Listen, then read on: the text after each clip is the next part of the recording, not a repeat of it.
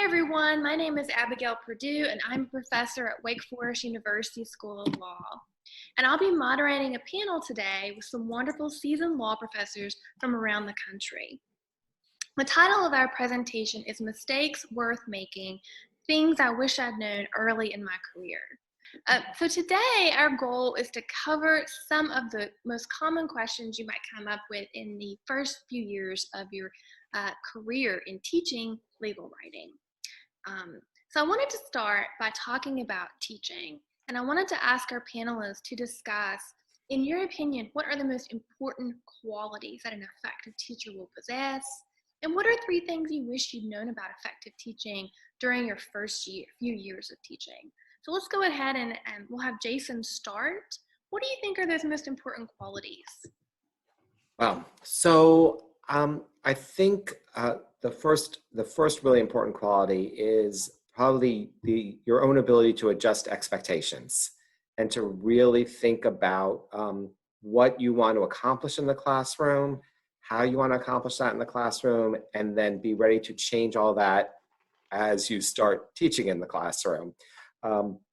You'll often find that you have to meet your students where they are, and I think that's even more so true now than it even was when I started teaching, maybe even more so than when anyone started teaching, because our students now come to us with so many positive attributes and then also so many deficiencies, a real lack of critical thinking skills and critical reading skills that you would think they should have and just be ready to go. And I often think, all right, do I have to take a step back and revise some of what I'm trying to do in the classroom, because they're just reading comprehension, right? They just aren't used to delving into text, right? They read things very quickly. And I'm overgeneralizing to a degree about some of this, but you'll find that this is a real problem. So the ability to adjust your expectations, take a step back and think about, how do I accomplish, where do I get to at the end of the day, I think is really important. And in conjunction with that, then having a lot of patience. It's real easy to get real impatient, at least for me at times, where I think that my students are just not where I want them to be. And I'm thinking, okay, by week 4, they have to write their first memo, or I'm going to be completely off track, right? And so being willing to step away from that and not being so wedded, okay, if I have to push a little bit, we have to adjust the syllabus, we're better off doing that.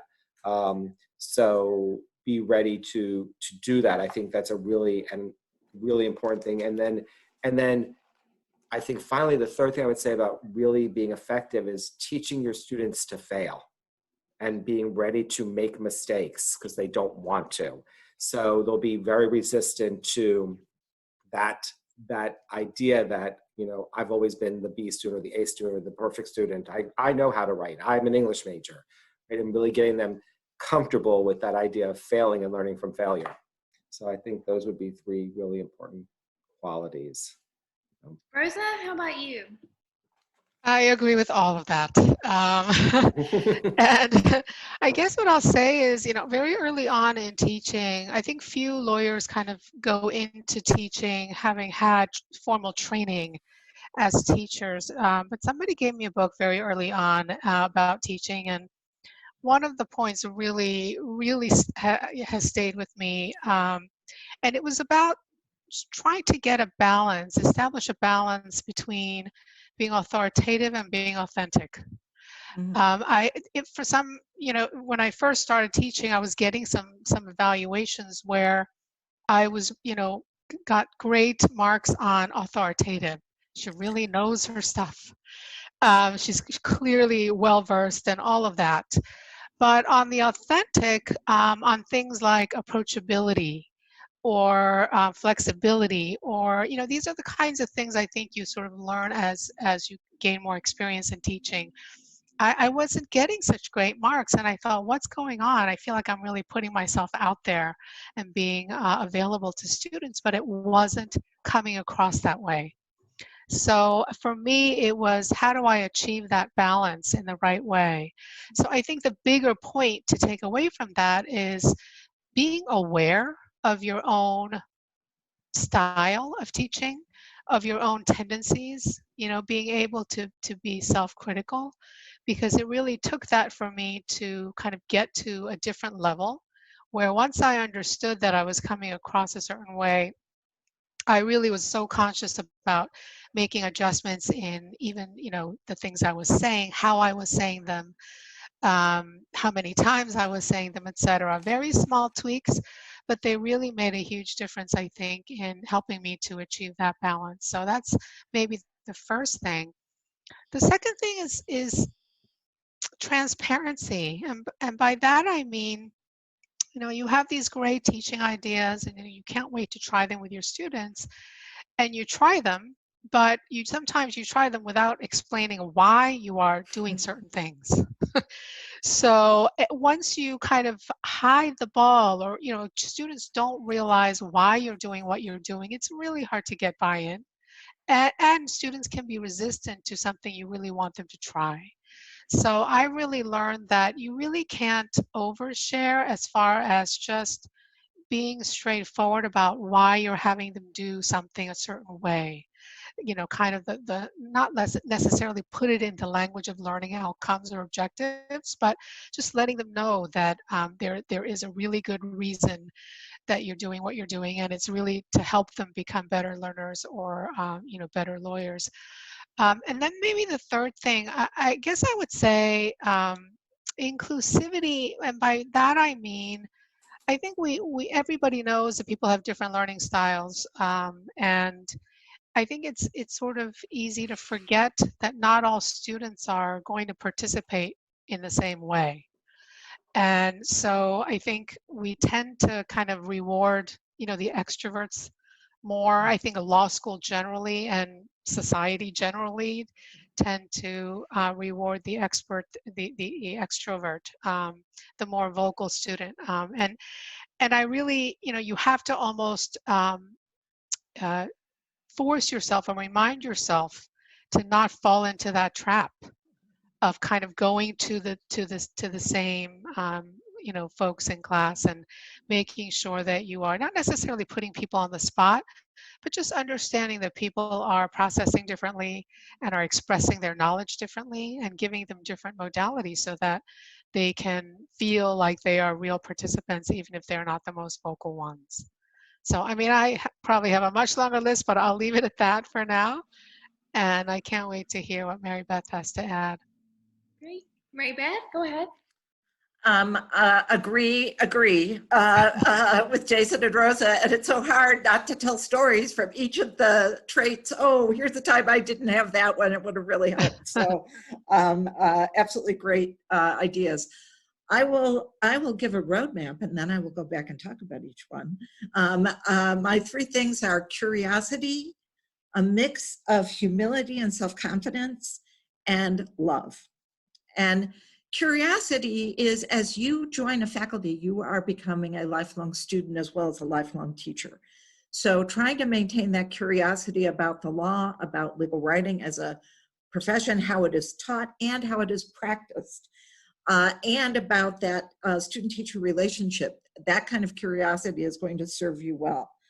The mix of self-confidence and humility, if you're appropriately curious, you will realize how much you have to learn. And I think this relates to some of what you all were saying as well.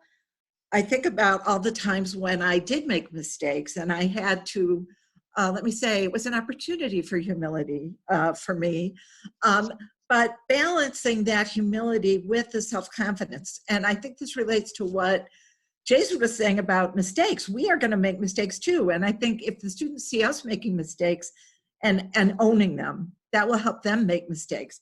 And what Rosa was saying about transparency, that we are saying to the students, well, that didn't work, but here's why I did it. As I told you before, the reason I had you do that is I thought a phrase I use a lot with my students is muscle. What writing muscle or thinking muscle will this exercise or assignment help you work? And so, yeah, it didn't work. Let's talk about why it didn't work, and so we can do better. But also the self-confidence, because absolutely, and as a young teacher, I graduated in May and was in a classroom in August full-time. And I got challenged a lot, and I have hands that shake all the time anyway from a nerve disorder, so I'm sure that didn't help them thinking this lady knows what she's doing. But just knowing, hey, I know this, and I have the confidence to have you participate in group work, even though you don't like group work. I'm going to have you do 3 drafts instead of 2, even though none of your other teachers had you do that, because I have the confidence that I know this is going to help your learning. I frequently tell my students, I have a fiduciary obligation to teach you. My job would be easy if I just made check marks all on your papers. But I am, I am mean because I love. And that brings me to the third thing. I think there are 3 kinds of love in teaching. There's love of your subject matter. There's love of the act of teaching, which you can probably tell from me is sort of performing. And then there's the appropriate love of your students. And, my co-author, Monty Smith, and I talk about this often, that if students believe that you care about their success, they are going to be more likely to perform. And if you are demonstrating your love for, oh my gosh, legal writing, isn't this amazing? You will have this power and this power if you can do this well. And, you can draw their enthusiasm into it as well. So, when you make those mistakes, as you inevitably will, if they know where you're coming from professionally, here's why I had you try this, and personally, I care about you and I want you to succeed, I think they're going to roll with those mistakes better, and that will make it easier on everyone. So turning to scholarship, I wanted to ask the panel of how do you choose the topic of your scholarship? Jason? So,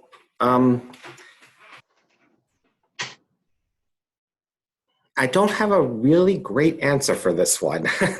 I think the way I choose it, it's a little organic sometimes. I know a lot of people say, well, you write in the area that you teach, or you write in the area that you practice before you teach. And I think that's all true. And I think some of that comes. I find what happens is that I will often get ideas from different places. I'll be at a conference and someone will be presenting on something and I'll be like, oh, there's a tie there to something that I taught or something that I think about. So, so I think the first thing you have to do is, and this I think kind of goes to maybe a little bit what we'll talk about going forward, is you have to think about what you want to write, what you enjoy, because you're going to spend a lot of time with your article. It's a year-long process on the short side sometimes. So you're constantly researching and writing. And if you find that, and you will get to the point where you're like, I just want this to be published because I hate this topic now, even though I loved it a year ago. But you have to really write about something that you're interested in, that you think that you want to learn about. As professors, and as Mary Beth said, we are students also, so we're constantly learning about our craft. So I often find inspiration for my articles in things that I'm interested in. I'll start teaching a subject. The last article that you just mentioned about forum nonconvenience really came about because of both my teaching in international litigation and also complex lit, and I really started thinking about this idea, and it kind of started off as a seed while I was teaching the class. I'm like, this seems odd as I'm teaching the class, and then that kind of developed the article. My article on self-efficacy kind of developed because of things I was seeing with my own students, right? And trying to figure out, like I said, ways to have them succeed from failure. And so that's where I got that idea from. So that's where it comes from, I think, is, as you teach, as you explore, as you go to conferences, as you listen, as you meet with colleagues, as you read, scholarship comes. I actually think that's a great answer. And my process is very similar to yours. I've gotten ideas from all over the place at different times and many of the ways you've just described. Rosa?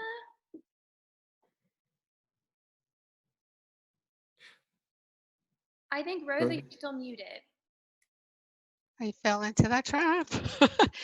I was saying that I agree, especially with your point about writing about something that you like.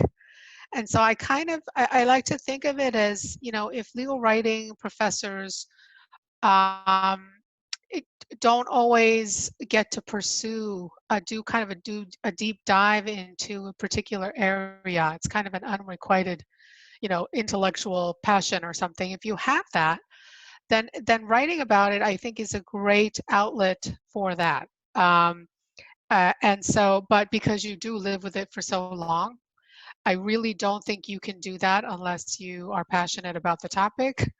And again, that you really don't mind doing a very, deep dive and spending a lot of time with that topic. So, I mean, and if you, I mean, I always like to try to think about the kind of what kind of dividends putting the time and effort, can pay. And so then I also think about how I can integrate the other time and energy I'm spending, how I can make it all kind of synergistic, so that if I'm spending time on the research and writing, I'm also presenting, maybe even also including a teaching component. I really try to get the most I can out of any project I take on, which I think just strategically is a good way to spend your time and energy. You really want to get the most bang for your buck. And I may be jumping ahead, but I also really like to have kind of a dual track. I think it's a good way to think about it, especially for a newer professor, and that is pedagogy. Teaching law is something that is so integral to what we teach that it's kind of it's a nice way to delve into scholarship, but then also having that other sort of area or topic or topics that you want to pursue. Having kind of that dual track, at least for me, I think has made sense. So I really want to contribute to my own field, but also want to, quench that thirst I might have. So I'll leave it there, and then I'm sure you'll have follow-ups on the other aspects of scholarship. I agree with all that's been said, and I'm reminded, and I try to let topics choose me as much as possible, and this is sort of what Jason was talking about, what is hitting you as you are teaching and living, frankly. I mean, the world is full of law. I remember when I went to law school, it was like someone had taken a veil off the news, because I realized every story was related to the law in some way. But it reminds me, I came out of law school and taught legal writing for 3 years. Then I was an assistant attorney general for 2 years, writing opinions before I went back into teaching. And while I was an assistant attorney general, one of the opinions I worked on was about a property law issue, not a strength, that, you know how when you go on the highway and there are those clover leaves and there's sometimes those like triangles of land as you exit and stuff? Well, when surveyors survey, sometimes they omit a triangle of land because of the way the survey instruments work, and that's called a gore, like Al Gore. Like if you think about a pleated skirt and that has a gore in the skirt, that's what a gore is. When you are trying to find a scholarship topic, you are looking for a gore. What is something that nobody has noticed before? What is something that hasn't been surveyed? What is something that isn't on the map? And your job is to put that concept, whether it's a teaching idea, an idea about how the law could, should, would be interpreted, on the map. I really recommend the Pages of Suffolk textbook on scholarly writing for law students. I think it's just as good for anybody. You don't have to be a law student to benefit from it. And one of the major points that I always tell people, and I wish someone had told me before my ballot article, is what I call my white whale. It took, like I've worked on it since I was a child in the old country. It was forever. But that you only need one insight for a successful article.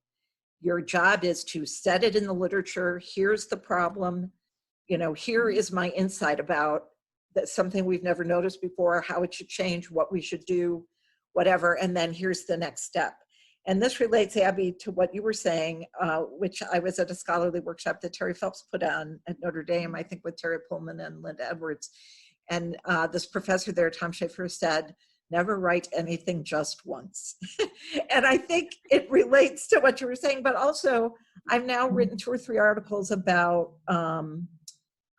digital reading, and absolutely there are many pieces of them that are the same, and each time I try to move the ball a little bit further down the field. So I'll also say, when you're, what gets you frustrated? It's absolutely about love and interest and everything, but what, like I have written literally my latest article, and it's an essay really about status issues in legal writing is called shouting into the wind. Because that's how I feel like I've been about as effective as with this scholarship. And so what is frustrating? Why is this the way it is? You know, so there are all sorts of different questions you can ask yourself. I'll also say I recommend a book I use in my advanced writing course, which you probably are all familiar with, which is the Joe Williams book, Style, Lessons in Clarity and Grace. And there is one chapter in there in particular that's called something like Motivating Coherence or Motivation, that tells you how to write an intro and a conclusion that are going to, at the beginning, make the reader very interested to read your piece, and at the end, make them feel like, okay, I've had a meal, I understand this. But I think understanding that when you're looking for a topic will help you sort of figure out, do I really have a topic here? So that's why I recommend that when you're even thinking about article ideas. This is all great advice. I'm thinking back, the very first law review article that I ever tried to write, I was writing it and it was approaching 100 pages. And someone read it and said, remember, you just need a penny of scholarship, not the whole dollar. Take one idea, pluck it out, and really explore it. And I've used that model over and over, but I think that's really common. When you start to write, you want to be over ambitious. You want to include everything. And as you said, you just need that one insight, that one penny where there's a gap, a gore, which is such a great illustration of that point. That's wonderful advice. I want to follow up. Before I go on, I'll just say I also disagree with you, Mary Beth. You've been very effective in making great strides as far as professional status and legal writing community. So I agree with everything you said except that one. I want to ask you all, how do you find the time to produce scholarship? Legal writing, it's experiential teaching, it's very time consuming. We're always meeting with students, we're reviewing written work all of the time. So how do you find time to write your own work when you're so busy teaching? Jason, you want to get us started? Sure. It's hard, right? I'll be honest. You got to make the effort. Like I tell my students, writing isn't easy. If it was easy, we wouldn't have jobs as legal writing professors, right? They could just do it. So you have to make the time. You have to think. You have to carve out the time. And I'm struggling now, right? We're all home. I'm home with an 8-year-old, and husband was working upstairs and I'm downstairs, and I've become camp counselor and teacher and law professor all rolled into one. So and I was sitting on another webinar, we were talking about this topic, and professor in a similar situation said he's starting to get up. He gets up at 5 a.m. That is not me. I'm not an early bird. But he carves out from 5 to 8 every morning to do his writing. People who are night owls carve out, after go to bed, right, from 9 to midnight. So you have to kind of make that determination, what's going to work for you, and devote the time to it. If it's something you want to do, right, that's the first thing. You have to want to do it, right? You have to say, okay, I'm going to make the effort and I'm going to do this. And there are going to be good days and bad days. Sometimes I sit down to write and I get 2 sentences down on the paper and that's it, because I either draw a blank or there's chaos and tumult going on. And other times I can sit down and write 10 pages because it just comes. So you have to be ready to accept that also, that you're going to have good days and bad days in the process. But I think that, like we tell our students to make a schedule for themselves, one of the things you have to think about for your writing is, what's your schedule? It doesn't mean necessarily every single day. If you can do it if you can carve out 2 hours every day, great. But if it means some people say, I'm going to do, Friday's my writing day. And they do that as their writing day. So, it's not a one size fits all, I don't think. And I think you have to figure out what works for you. But the most important thing is to make the commitment to yourself to do it. Know that you want to do it, right? We're legal writing professors. That's what we do. We write, we teach writing, we should write. And it can be about whatever, I go back to the first question, whatever you're passionate about, but find something you think you want to tell the world and then figure out how you want to spend time doing it. To start by saying, I think it's important not to put too much pressure on yourself. I mean, I have never been the one to, be, churning out I mean, I just don't do it that quickly. And great if you can, like if you can stay on a very quick turnaround cycle and produce something every year, a couple different things every year, great. But I just have never been like that, and it's okay. I mean, I say it's okay, but the other part of that is, Abby, I'm so glad that your administration was open to hearing about your preferences, because not everybody has that flexibility. I mean, I teach in a school with a very big, it's a very big school, and we have a lot of students and a lot of sections of legal writing. So just to coordinate the scheduling of all of our sections is really kind of a big ordeal. And so there's been a lot of reluctance about trying to break down everyone's schedule individually. So we have always taught our legal writing at the same time, which is sort of, it doesn't make a lot of sense actually, and it makes less sense with the passage of time, but that's the way it sort of has always been. But I think that I want to go back to something even more fundamental about legal writing faculty and the pressure to publish at all. Because I mean, certainly when I started, there was no writing requirement. We were, um, we had the professor title, but we were not tenure track. There was no tenure option. And so writing was encouraged, but certainly not required. And the breakdown that sometimes your administration wants you to do between teaching, scholarship, and service.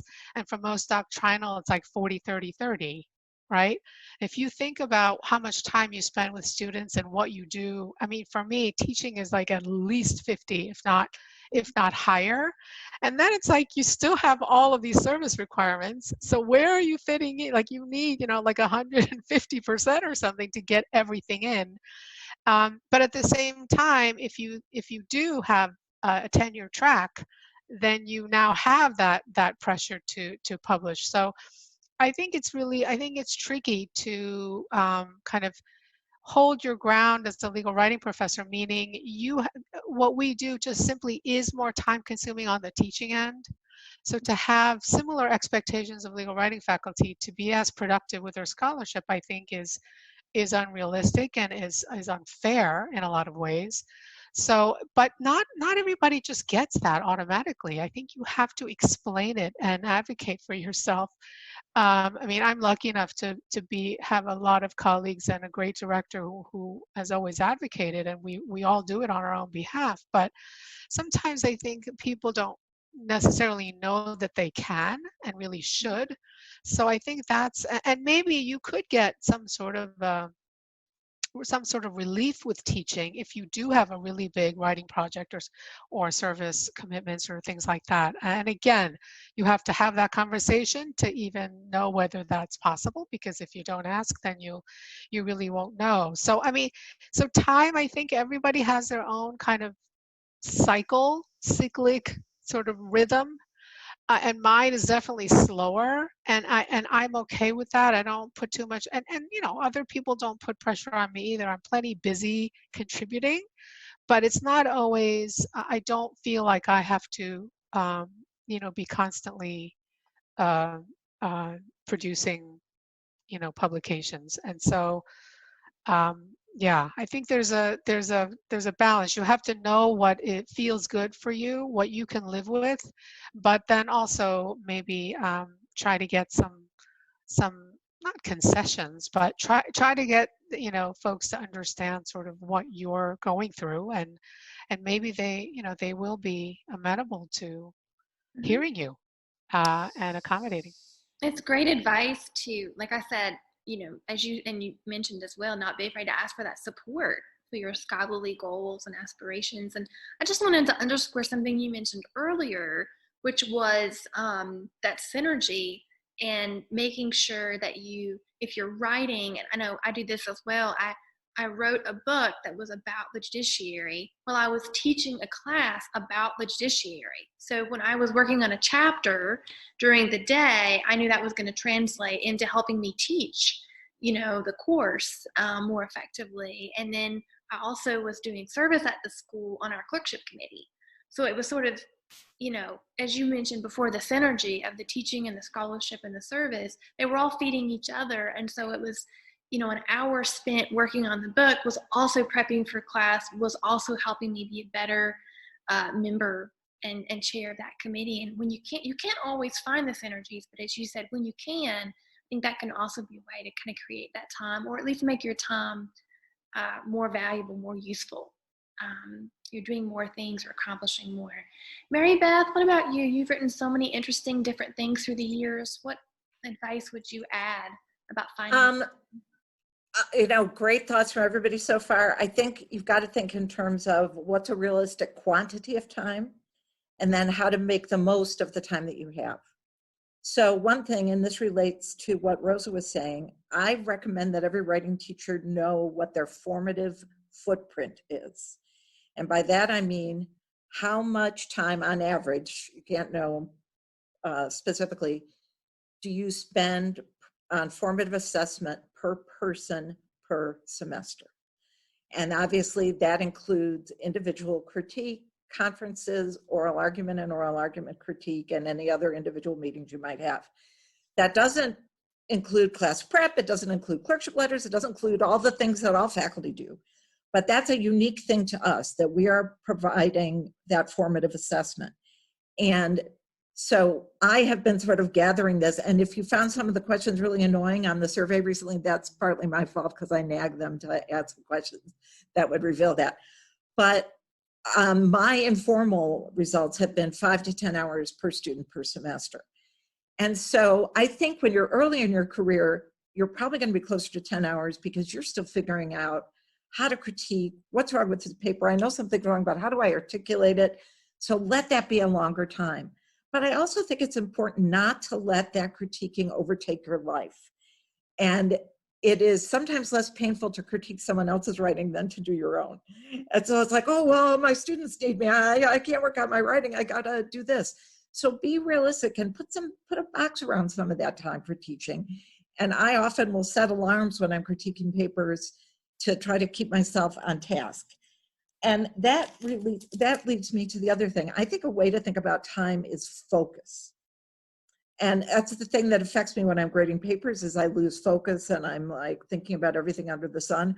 I always say, actually, I get my best ideas for articles when I'm grading papers because my brain is like, Mary Beth, what are you doing? You've got to stop this horrible task. Hey, here's a good article idea. You should stop grading and write this down. So, you know, making yourself focus. And I have found a couple of things in particular allow me to focus. Or no, I shouldn't say allow me. I'm always allowed. I have to be forced, okay? It's not pretty. So the couple of things that forced me to focus, and one of them was a result of, as I told you in my ballot article, was this white whale of an article, and I read the book Nudge as part of that, which is about behavioral economics. And an idea presented there is, and I will tell you about my adaptation, but it's not my idea. I am a wild-eyed liberal. I'm a total lefty.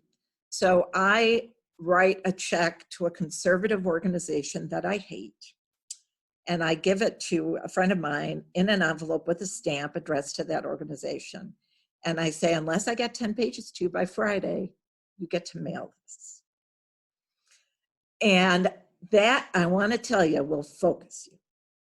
And that is the thing that makes you not say, the hell with it, I'm going to bed. Because you have got to avoid, not only do I not want to give them money, I would be on their mailing list, okay? And honest to God, that is how that ballot article got written, because I did not want to give that organization my address. So, and I would say that sort of push of, and this is also about behavioral economics, like reputation costs. Can you make an appointment to show it to someone who you're a little afraid of on your faculty? I'm going to get you these pages by this time. If it's a friend, they'll be like, oh, it's okay, don't worry. But is it someone who you don't want to be embarrassed? And so you have to get it to them. I want to tell you, I wrote the first edition of my at-bat book by not assigning a text that semester and giving them a handout every week. And then at the end of the semester, I had a 100-page draft because that deadline focused me in a very significant way. The other thing is, two other things. One is, and this isn't so much focus as getting a quantity of writing done, and this is advice that we all give our students. let yourself, and this is the Anne Lamott phrase, let yourself write a shitty first draft, you know, and let it be bad. And I tell my students to drop me private memos. Now I call them sidebars because the comments are easier on the side. When you are writing something and you know it's bad, but you don't want to stop. And I put in two expressions in my writing that I have abbreviations for: GBW, which means get a better word, and GBS, which means get a better sentence. But it's too easy to stop and fuss over that word or fuss over that sentence, but I want to keep churning out product. The other thing, and this relates to something Jason was talking about, when my kids were little, I read this book called Dr. Mom, written by a pediatrician who raised 5 kids while being a mom also. And her advice, which was super good for me, was don't stay up late to get stuff done, wake up early. And I am a night owl. And if I stay up late, I have this illusion that I can stay up all night. Because I used to do that all the time when I was in college. Sure, I can pull an all-nighter and get this paper out the door. I can't do that and be a sensible person the next day, or, you know, quasi-sensible is all I ever get. So when my kids were little, I would go to bed when they went to bed, like 8 o'clock, 9 o'clock, and I would wake up at 2 or 3 in the morning. And 3 in the morning, oh my God, what a ridiculous time. Hey, if I go to bed at 9 and wake up at 3, that's 6 hours of sleep. That's a decent night's sleep. And I know Betsy's waking up at 6:15 in the morning and she's not gonna let me say, oh honey, I'm not quite done with this. You know, so that's a hard deadline in the morning. So that was very focusing for me. That's a trick I also use for grading papers, you know, that you've just got to focus. So in other words, for me, often having more time gives me less focus. And so by limiting my time, I increase my focus. So some thoughts. These are fantastic ideas. I don't know about waking up at 3 a.m. 5 a.m. sounds bad to me too, Jason. So I don't know. I'm also not a morning person. So, okay, thank you all so much for sharing that wonderful advice about scholarship. I want to turn now to a topic that's been incredibly important. It's always been important, but it's been increasingly important during the pandemic because all of us have transitioned to teaching online, and some of us are doing virtual teaching for the very first time. So I wanted to hear from each of you regarding what you believe are best practices for effective virtual teaching. Jason, what are your thoughts? So I'm going to steal Mary Beth's roadmap for a second and say 3 things and then go back and maybe just talk a quick second about each of them, although I think they'll be self-evident what they mean. So I think the 3 things are preparation, organization, and anticipating hiccups. And that obviously as professors, we're always preparing and trying to get ready before class. The lead time on a virtual class, I think, is even more so. Thinking about the preparation you have to do, especially for legal writing professors, we are so hands-on. And I think about all the things we do in the classroom with our students. So for instance, one of the exercises I do with my students in about week 5 or 6 is after we've talked about the different parts of the paradigm, I talk about thesis and rule and case explanation, case application, is that I then give them I cut up a memo, a part of a memo into like 10 pieces, like a puzzle, and I make them reassemble. I mix it all up and I break them into groups. So I have like 6 groups of 5 students spread across the room, and I make them put together the puzzle of the memo, right? And they have to build a legal writing memo using that paradigm. It's a great exercise. Students love it. I get comments on it every time. How do you do that in virtual reality, right? In virtual space, in the virtual classroom. I could send it out in advance. I could make them, I could scramble the pieces in a different way, you know, and put them into breakout rooms, but it would take a lot more organization. It'll take a lot more prep time. I have to really put some thought into it. So I think that's the biggest thing from teaching in the spring for our short 5 or 6 weeks that we were online at Stetson that made me realize, wow, there's a lot of lead time that I would need to think about for my classroom. And then in conjunction with that lead time is, what do I do when technology goes kaplooey on me, right? So what do I do when I want to send them to the breakout rooms and none of the breakout rooms are working and I have to all of a sudden change? In the classroom, it's really easy to adjust. Oh, I decide, okay, we finished this topic, I'll just go to this topic and I'll pull up a new PowerPoint, or I'll just switch gears, or I'll, create exercise on the fly. When you're sitting in a room and you've got 26 little boxes looking back at you, in the virtual space, trying to think about what you're going to do. So really road mapping different plans. It's the amount of work, I think, for us as legal writing professors in the virtual classroom is exponential. And I think giving the time to think through it is really important. I completely agree with everything you said. I've been teaching online all summer. A class that I'd only ever taught virtually, only ever taught in person, has now had to be changed to a virtual setting. And you're exactly right. The planning, the deliberation, the intent, it's much, much greater. You can't come up with things on the fly when you have to have breakout rooms pre-assigned. So that's really, really great advice. Rosa, what about you? So I agree too. I agree with all of those points. I developed a hybrid advanced writing class last year. I had to kind of be nudged because our school was sort of heading in that direction. And so they wanted to have a bigger pool of classes that had been converted to a hybrid format, meaning one class you see your students face to face, the other class of the week is online, or they do work on their own. And so my colleague Diana O'Leary and I, she was kind of doing the same thing, advanced writing on a different topic. And we really came away from that experience with sort of similar takeaways. And although I think it's too early to know exactly what best practices are, I think it's still at a nascent stage. We're all still trying to figure it out.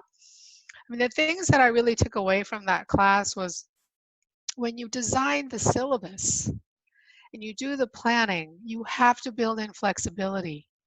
If you box yourself in too tightly to, this class, I'm going to do these 4 things, have this assignment, and the due date is, written in stone, then it just becomes a lot of explanations to your students about why you're changing the syllabus, because it's going to happen.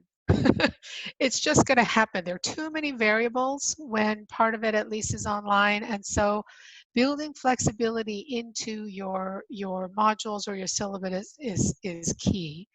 Another thing that I learned really was kind of less is more when it comes to tools. I mean, I'm not like a huge tech person at all, so it takes me a while to process even learning these tools. But I found that if I try to do too many things, use too many of those tools in any one given, class or even the whole semester, I wasn't doing any of them really well, or as well as I wanted to. So, I mean, I would just choose a few things and really try to master doing them well, rather than, try to cast a wide net and be fancy and, have lots of shiny things that you really are not completely mastering. So even something like discussion boards, which I know for some people they've used all along, I hadn't done that. So I was using it for the first time in the hybrid class. And I found that there definitely is kind of a mini best practices with that too. You can do that well, or you can do that poorly. And it's not until you sort of try it and really put some thought into it that you really understand it. So kind of picking a few things and really trying to hone them and make them work well. And finally, just own up to your inexperience. I mean, you're not going to fool your students to think that somehow you are more tech savvy than they are, because it's just not going to be, at least not for me. Maybe for Abby, it might be a little different. But so just sharing your sort of novice status as somebody who's teaching online, I think again goes to the authenticity that I talked about, in just letting students know what you're going through. You're kind of in it together. Let's figure this out together. Give me advice, So, I mean, that's really what I have. I really hope to have better answers after this semester. Yeah, I am. I have the vast experience of 1/2 a semester as a virtual teacher. And I got some good feedback from my students, and I think that was because I practiced before I started teaching with my sister and my kids as students, and I tried putting them in breakout rooms, and I did all the things that I did before I did it live. But I absolutely agree with Rosa about talking to them about, hey, I'm learning here too. But I think that I'm going to be teaching online this fall, and our dean gave us the choice, and I said, to my mind, I do group work almost every class meeting in my writing courses, and very hard to do group work in a socially distanced classroom. They would be Zooming or something anyway, to my mind. So I think that the principles that Sophie Sparrow and others have talked about for effective group work are even more important in a virtual classroom. I think students fear wasting their time in groups, and they fear slackers. And so to avoid the slacker problem, have them do some work before the group meeting, either to turn in at the beginning of, before class on Twin or whatever your assignment board is, or say, okay, everybody write down or type up the answers to these 3 questions, and then put them into groups to either expand on that, compare, come to a consensus, so that everyone is entering that group with some work done, and everybody knows that everybody has done some work. And so, I think people will be less afraid about sharing. They know they've already done some, and they know people are all about the same boat. And again, with Sophie Sparrow advice, have a really good agenda to them. 5 minutes doing this, 10 minutes doing this, and have what is going to be my debriefing goal. So that I know in days gone by when I was a new teacher, I would, mistakes worth making, class time would be ending, and I'd be like, oh, we'll talk about it next time. And sometimes I would absolutely forget, because I would have a very clear agenda for the next class, and I would never debrief, which I'm very embarrassed to say. So really keeping control of that schedule and recognizing that tech takes more time than live. So if you were able to do 4 things in a live class, you may only be able to do 3 in a tech class, because you're going to have to take time that didn't take time in the live classroom. I totally agree about not doing too much, but I would say we should try to get familiar with as many of these things as possible to see what we think will promote engagement the most for our topic, for our students, for our teaching method. I have not done any polling or quizzes because I didn't have time to learn in the spring, but I am absolutely going to do it in the fall, both for engagement and because I think then they will do the reading. I think it's very easy in writing courses for them to think, well, she'll tell me if it's important when she critiques my paper. And so getting them to see that, I always, as you may know, bristle when people refer to non-legal writing courses as doctrinal courses, because we have doctrine, damn it, and Gumby, damn it, and doctrine, damn it, as I may say. But getting the students to learn that doctrine, and then, hey, I'm giving you this doctrine in the book, or you're learning the doctrine from the book, and then in class we're going to talk about applying that doctrine. The last thing, which is my little tip, and this may be so simple that you guys may be already beyond this, but I'm passing it on for what it's worth. Years ago, I created a Gmail account that I use just for group work.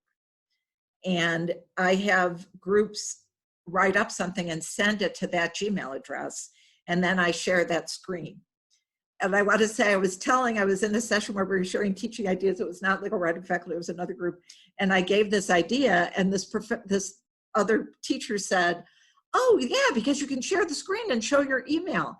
And he proceeded to show his own regular email, and there was his bank balance right there on the screen, which was the perfect demonstration. And I bit my tongue, but the perfect demonstration of why I have this separate Gmail account, so that they don't see any messages that other students have sent me or that I've sent myself, or, whatever.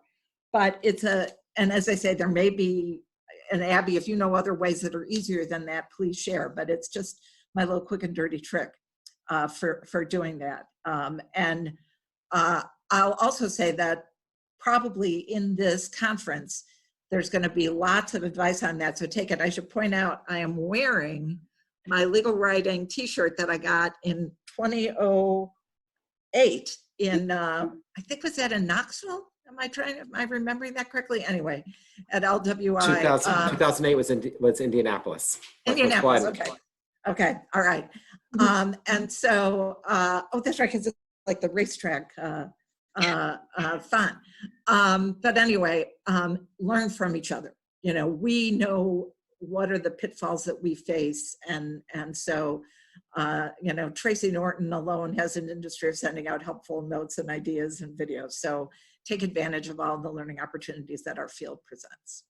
Yeah, Tracy's been great. I feel so lucky and blessed to be a part of the legal writing community because I always feel that way, but I've especially felt supported during this time because it seems like every other day somebody's, sending out a great idea on the listserv or offering to do a free demo, and it's just been so incredibly helpful and encouraging.